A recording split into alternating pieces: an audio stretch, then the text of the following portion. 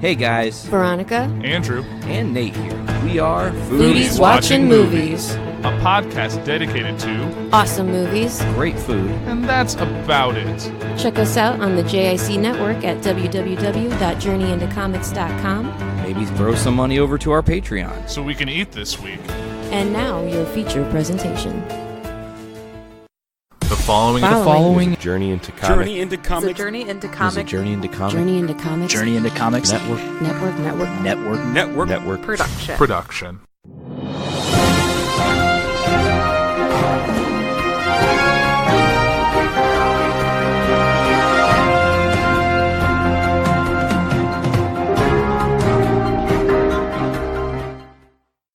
Welcome back, ladies and gentlemen. This is episode 22 of Puhr 360, the show that covers topics of semi-importance to importance depending on your own personal views on that particular topic. As always, I am your host, Andrew Puhr. Thank you for joining me here today. Now, I'm actually not coming from you from my home in Illinois. I'm actually traveling for work this week, which is how I got my topic. I'm actually coming to you from South Carolina, where I've spent the past few nights. So always want to check out, not quite the South, but definitely some of the southern states. And that's where I got the topic for this week. This week is on travel. As you've known before, whether with Puhr, well, I don't know if I've actually done it for Puhr 360, but for other shows I've been involved with, Puhr Report, Puhr Entertainment, Puhr News, all of that, there have been times where I've had to either have someone fill in for me or I've had to do the shows remotely. And that brings us today. So this episode is going to be on traveling, specifically traveling for work. And it's something that a lot of people do. There's a large number of the workforce that travel for work on a daily basis or a weekly basis, or more than that. Within my company alone, there are a good chunk of people who travel consistently, and some, like myself, who travel probably a handful of times a year, depending on the project that we're working on. But there are salesmen who travel, they're upper-level businessmen. I have friends who spend 4 days a week somewhere else and then come home on weekends. Couldn't imagine doing that. I can't imagine having a family and a relatively normal life with that. But you do what you gotta do to provide for yourself and the people you're responsible for. One thing that is nice about traveling, even though it is sometimes inconvenient to your normal day-to-day life, is that you get to explore places that you don't normally get a chance to go to and you don't have to really pay for, because more often than not, your company is paying for your trip out there, your rental car, your hotel, your food, all that while you're there. So you're able to, beyond getting your work done and doing what you have to do, your whole purpose of being there, you get to kind of explore and check out new things and get to experience some other culture or some other cities and spaces that you don't get to see on a regular basis. And that's one thing I always try to make a point to do when I am traveling for work. I like to either go to like a local restaurant, not like a typical chain, go to maybe a brewery, to a place that I'll never get a chance to go to, and unless I get their beer imported, I don't get to really experience what they have to offer. I even did so just last night. Went to this brewery called, I don't have the beer stuff in front of me. It's Legality Brewing, I believe. The whole brewery is like judge courtroom kind of themed.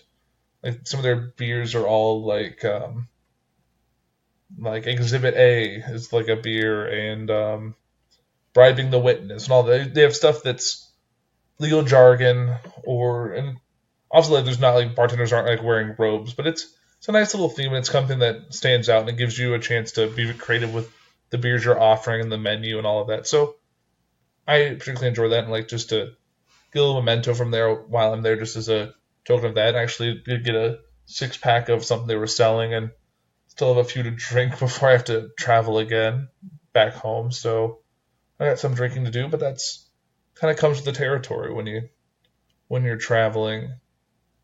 And which brings me to like an article I found, and this might be a little short, but I am kind of traveling and I'm a little off in terms of time zone in my work day because I've spent the whole day today since I'm in a southern state. It's a little bit warmer at this time of year, and they've had rain since Saturday or Friday.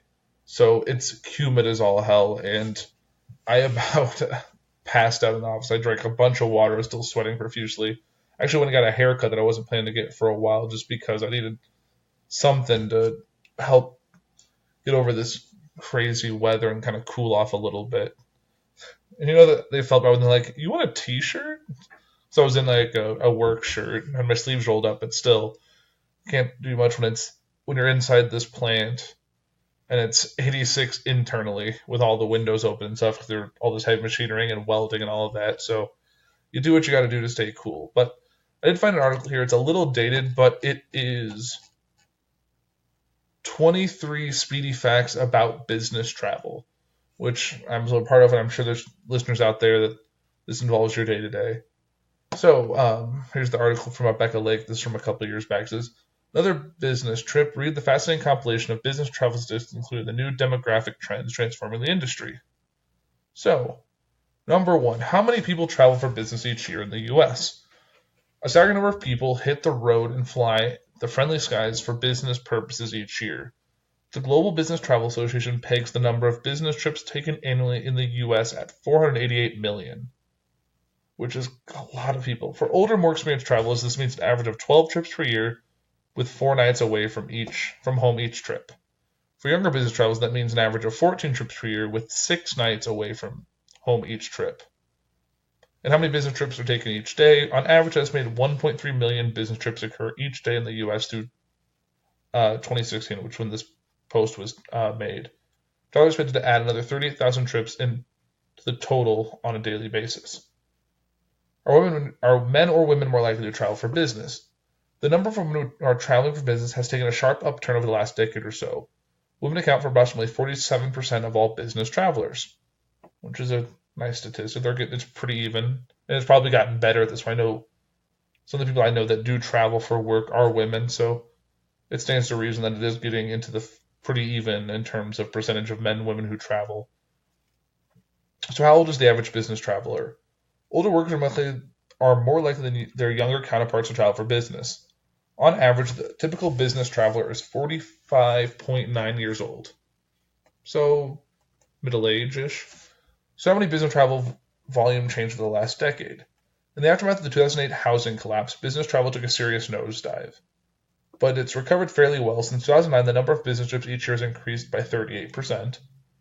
Wow. What are the top destinations for business travel? Some cities tend to attract more business travelers than others. According to the American Express survey, the top domestic city for business travel is Chicago, while London took the crown for global business. Okay. So now you have the cost of business travel. So how much is spent on business travel in the U.S. each year? Business travelers are handing over a healthy amount of dough for hotels, restaurants, and transportation. For 2015, total business travel spending was projected to hit $302.7 billion in the U.S. That number is expected to climb to $318.9 billion by the end of 2016. Now, what does the average business traveler spend on hotels? A hotel stay can easily cost hundreds of dollars, especially if you're taking a lengthy business trip. According to Business Travel News 2015 Corporate Travel Index, the average per diem rate for a hotel stay is $163.13. Now, what's the typical daily expenditure for meals? The price of eating out while away from home surely adds up. Business Travel News puts the average daily spending for meals at $96.89. Thankfully, I'm never close to that. I probably get in the 50s and 60s depending on the day, sometimes even less than that. Like I think today, because my breakfast was complimentary, my lunch was paid for by one of the people at the plant I was at, and then my dinner was some pizza. I'm under 20 for meals for today, so can't beat that. So what's the average cost for a rental car? The cost of wheels get you from the airport to where you need to go and take a toll on a travel budget. According to the Corporate Travel Index, the average daily rate for a business traveler is $46.89, which seems about average. What U.S. city is the most expensive for business travelers? Business travelers face the steepest bill when taking a trip to San Francisco. For just one day, they spend the average combined cost of $509.50 to each rent a car and book a hotel room. Oh my. how much does the typical domestic business flight cost? Flying business class comes with some nice perks, but there's also a hefty price tag to contend with. In 2014, the average business traveler paid $990 for a flight in the United States. That's definitely not what I paid, but okay. What's the average cost for an international flight? If you're flying outside the U.S. for business travel, it'd be pretty even more. The average cost of an international flight was $2,525 in 2014. Yikes. Who travels? What percentage of business travelers fly? Although it's quick and convenient, air travel is less common than you might think for business trips. Overall, only 33% of domestic business travelers are catching planes to get where they need to go. Which age group is more excited about taking business trips? Young adults give business travel the thumbs up more often than older workers. In a survey from the Global Business Travel Association, 45% of millennials said that they wanted to travel more for business compared to 26% of baby boomers. Now, what percentage of seniors travel for business? While the majority of leisure travel involves the 55-plus crowd, that's not the case with business travel. 20% of business travelers are in the 55 to 64 age group, while just 7% are over the age of 65. Okay. What's the median household income for business travelers? Workers who travel for business tend to bring in a bigger salary than those who don't. The median household income for business travelers was $87,500 in 2012 compared to $52,800 for the rest of the population. I'm definitely in that, not quite, well, I'm in that range, but yeah. Travel distance and methods. So what percentage of business trips involve short distances?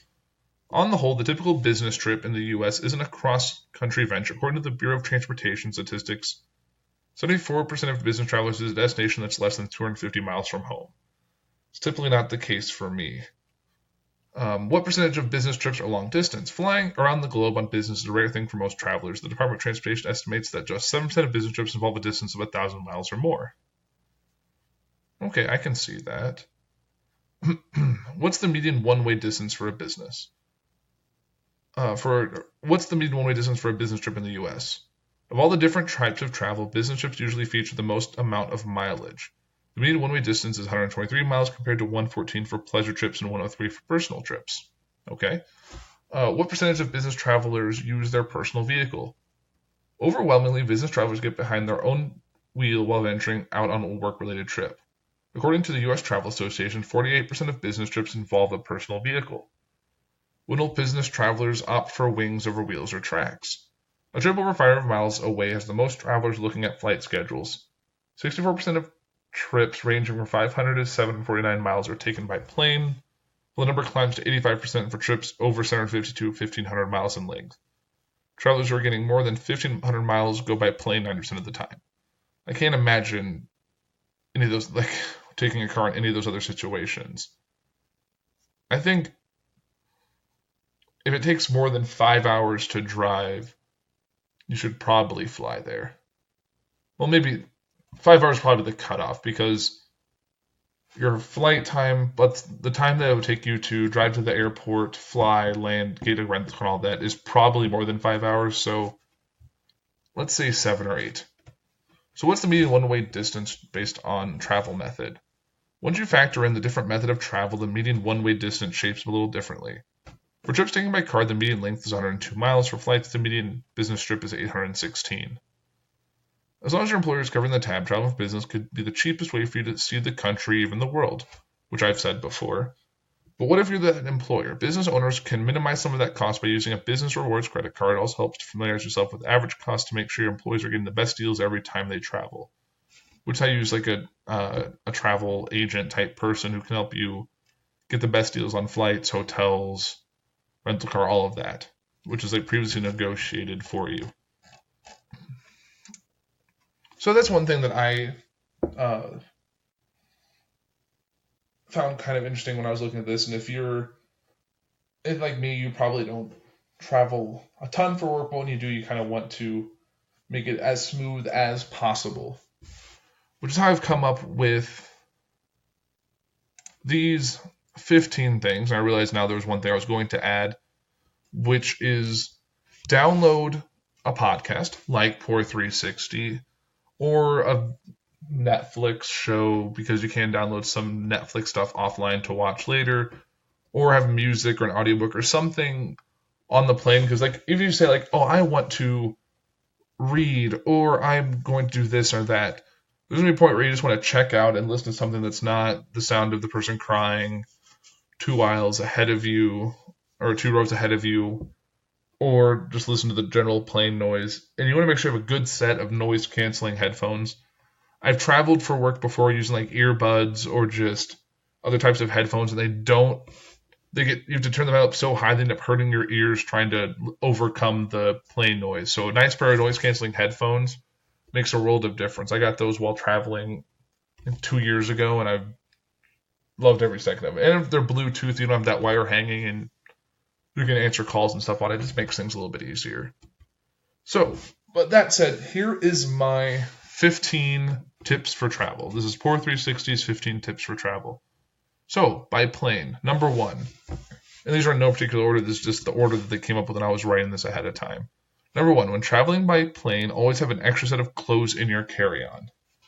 You never know when there's going to be a situation where, your checked bag is lost or it's going to take a few days for it to find. You want to at least have a second set of clothes that you can change into or alternate with, so you're not stuck in the same set of clothes that whole time until you have to until your suitcase gets returned or what have you, or you just have to go buy new clothes. Get to the airport at least 2 hours early. Yes, it might seem like, what if I don't want to be stuck waiting to check in, but you got to think, by the time you get in, get through. If you're checking a bag, you have to go through, print your bag check. You have to go that one line to deal with that. Then if you go to the TSA line, turn out all your pockets, take all your metal off of yourself, your belt, your shoes, all of that. If you bring a computer because you're traveling for it, you can take that out. If you have a tablet, take that out. It slows everything down, and if it's a busy time, you might be in that TSA line for 30, 40 minutes. You never know. You don't want to end up cutting it close that you have to run from TSA to your flight or miss your flight altogether because you're running a little late. Number 3, have a non-black suitcase or something that stands out on a baggage carousel. Yes, the most popular suitcase you'll find is black. So when you're sitting at the baggage carousel, you're going to see probably 85 or more % of those bags are going to be black, and they're all going to look relatively the same, especially after you've been on a flight for 8 hours and you just want to get your bag and get home. So you don't want to spend that point, is this my bag? No. Is this my bag? No. Is this my bag? No. You want to have a bag that stands out. It could have a racing stripe. It could be purple. Like, I have a suitcase that I got secondhand. It is a brown suitcase. It's not the prettiest thing in the world, but it's big, and I can spot it on a baggage carousel amongst all the black suitcases. So I can see it. There's mine. I grab it. I check to make sure, because you don't, on the off chance someone else has the exact same suitcase, you don't want to be 20 feet away and be like, oh crap, this isn't my bag. Or worse, be at home and realize, oh crap, this is not my bag, because then you're in a whole world of predicaments. Or you would wish someone would be that way with you so that your bag is back safe and sound. Number 4, always look at the weather for the area you're going and what the weather will be like at home when you return, and pack accordingly. Obviously, you already know, pack for the weather it's going to be when you're out there.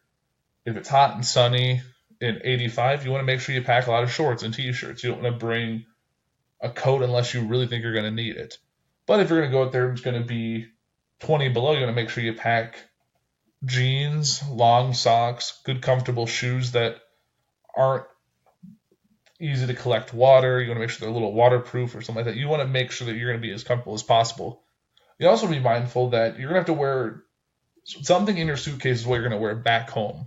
It might suck on the flight there, but you don't want to show up in long johns and a big jacket back to Florida where it's 85 degrees to go home and be like, I'm dying. Like, that's not something you want to deal with. Number 5, remember to pack a charger for each device you bring. Even if you have some that are universal, you may want to charge everything at once the night before your return flight. I've had this situation. I have a tablet, I have my phone, I have my headphones, I have everything that I think I will need for my flight there, my flight back. And you're going to want to charge those devices while you're there before you return.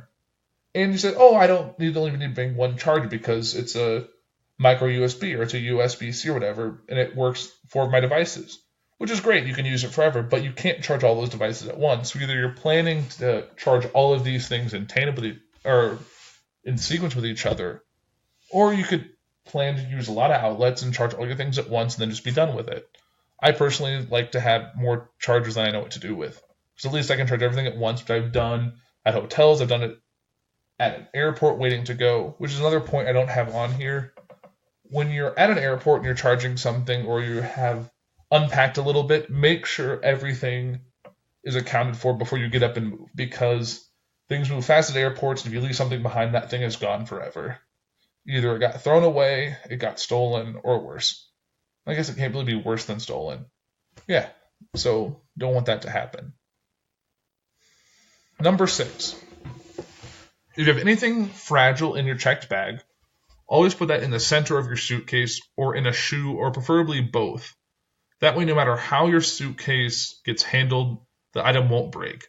Obviously, in this case, on this trip, I am bringing home a pint glass from that brewery I told you about. So right now I have it. Well, it was wrapped when I got it. I have a shirt stuffed in it, and I have it located in a shoe in the center of my suitcase. So there's some cushioning around it, and I'm going to pack my extra clothes and my dirty clothes stuff around it, so it is in a nice little protective ball. So that way, if my suitcase gets thrown into the plane, to the baggage area in the plane, or if it gets tossed out when it lands, there is a much less likely chance that it's going to get broken. So always look for it that way. Number 7, always be mindful of the weight of your suitcase when you leave and return. Because if it's pushing the limit going there, any additional item will put you over the line. You don't have to pay that additional fee for an oversized bag or an overweight bag, or have to move some items from your suitcase to your carry-on while waiting in that line to go get through TSA. Number 8, the placement of your carry-on should always be above your seat whenever possible. If you're in row 12 and your carry-on is in row 27 because people either bring too big of a carry-on or put their personal items over their head and you have no other opportunity to put it wherever there's an open spot, which is at the back of the plane, it doesn't help that those boarding groups are so ridiculous that it doesn't... I always feel like the boarding group should be related to your approximate location on the plane. Obviously, first class has probably an early boarding group. They go in and get settled. Then that should be the second boarding group should have the next 5 rows.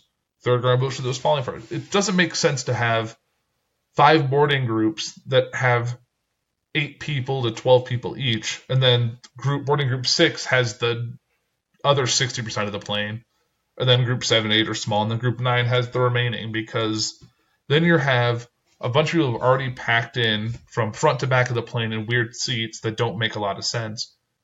And then you have no baggage space with you because the person who sat down 2 boarding groups ahead of you put their coat, put their laptop bag, put their book, put their carry-on, all of that just above their head, and you have no spot for yours, so you have to go back. And then, oh great, you got seat 12, but your bag is above seat 27, so you have to wait for seats 12 through 27 to leave, then you have to go to the back of the plane, and probably not that case, because then you have the rest of the plane also following, so you pretty much have to wait till everyone gets off the plane for you to get your bag. And you got to hope it's there, because you obviously can't get to it while you're on the plane, because you're not going to be able to walk back to row 27, get your carry-on, come back to the front. It just becomes a nightmare. It's just try to always put it above your head, and if there's not room, put it under your seat, because that's what the underseat storage is for. Number 9, avoid eating at a restaurant or getting snacks at the airport. Yes, I understand sometimes it's unavoidable, but you're paying a huge markup for mediocre food. Getting that bottle of water or that bottle of sodas, you're going to pay $3, $4, $5 for that. Or that bag of chips is going to be $2. Or you go to a restaurant and you're going to get a cheeseburger and a beer for $25. Like, if you can avoid it, great. Because even if you go 2 miles away from the airport, the food drops massively in price. Number 10, and this is all like, have you noticed these first 10 are for plane travel. So be mindful of your flight time in relation to traffic. Just because when you looked the night before it said the airport is 45 minutes away from you, doesn't mean if your flight is at 8 a.m. or 5 p.m. that it's still going to be 45 minutes. You might want to double check what it's going to be closer to the time you're going to leave. Oh, maybe you didn't know there's a wreck that happened 5 minutes before you're set to leave that's going to delay your travel time 20 minutes. And if you're already on top of the list, and number 2 was to get to the airport 2 hours early. You need to back your schedule up to make sure you're not late. And Google Maps has a nice tool that lets you put in when you expect to leave, and it gives you an approximate idea of traffic. Obviously, that's if there's going to be issues with an accident or whatever, but it does keep in mind of construction, of general traffic trends, and let you give you the best idea to plan accordingly. Now, for a rental car, here are 3 things that I think are helpful. Number 1, even if you're traveling for work, it is safer to choose the car that fits your situation than to go without. So say, for example, if you're picking up a fellow employee, cramming into a compact car just to save a few bucks isn't going to help anyone. Or say if you have snow or inclement weather is expected while you're there, maybe paying a little extra to get a vehicle that has all-wheel drive is helpful. I've been in that situation. I was in Salt Lake City for work. Snow was expected. I went ahead and got the Jeep Wrangler that had all-wheel drive, and when I was driving back to the airport while it's blowing snow all over the place and I'm maintaining control, was worth every penny for my own safety and the safety of the employee I was riding with. Number 2, bring a windshield or dash mount for your phone or have a GPS with you. I am the worst at this. I don't follow this one, but I need to be doing it. So you're never going to be 100% certain of where things are when you're traveling. And having it on your phone that's on your lap is involving you looking down every 2 minutes to make sure you're going the right way. When you're driving an unfamiliar place with unfamiliar roads, you don't want to be looking down all that often. You're going to get in a wreck or get pulled over by the cops for looking at your phone. Number 3, pack a car charger and a charge stick and keep it in your rental car and don't leave it when you return it. So if you're using your GPS on your phone, it's going to drain the hell out of your battery, and you just want to be able to have it to get around. If there's a chance that your phone dies, you don't have a car charger, you want that charge stick to help boost your phone battery, especially if in a situation where, say, you're stalled out. You want to make sure your phone is charged. Otherwise, you might want to have that phone with you because you're stuck wherever you are. Now brings us to hotel things. These are 2 things. Obviously, there's going to be a lot of more stuff I could add to the list, but this is what I came up with this evening after my work day, the things that I think are important. Number 1, always get the complimentary breakfast. Even if it's a continental breakfast and it's fruit, a bagel, and cereal, it's still better than having to trek out to a fast food place to get a less healthy meal and saves you a little bit of money, which even if it's on the company dime, it's still nice to do. Number 2, which I'm not saying that's not from personal experience. If your room has an alarm clock, before you go to bed, make sure that alarm is off. There's nothing worse than waking up at 5 a.m. unintentionally because the person who stayed at the hotel the night before you did, or the last person who was in that room said it that way. And I think that is a good list of things to keep in mind. And if you like, reach out to me and I can put that whole list up on the page. I might do it anyway, but it's probably a lot of characters. So I probably can't put it on Twitter, but I will try and put it on Facebook. I know I've been bad about sharing on social media, but I'll try and put it out there. If you have any suggestions, share it out. Comment on the thread when I put it up there. And that is my Puhr 360's top 15 list for traveling. And I think that will probably do it for Puhr 360 this week. I'm still getting adjusted to different time zones, and I'm a little off here. So I want to thank everyone for listening. Obviously, I know I need to do a better job of social media. I've been bad about posting for every show I've been a part of. I don't think Puhr 360 has been updated in a few weeks. Adulting really hasn't been updated since it came back. I think I put the first episode up, but I have not been consistent about it, so I apologize. I definitely need to work at it. I'll try and do my best, but with traveling, it just makes it harder. But for those listening out there that are loyal enough and that are still listening to my show, I greatly appreciate it.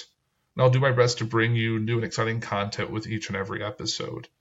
And if you have comments, you have feedback, you have suggestions, please feel free to reach out to me on Facebook, on Twitter, on Instagram, or reach out through other people on the Journey to Comics network. And it'll get back to me. You can check out all those other shows. You can listen to the credits after this. I appreciate everything that the people on the network have done for me with this show. And I'm glad I'm able to bring a little bit of myself to you, my loyal listeners. So that'll do it for Puhr 360 for this week. You guys have a great week.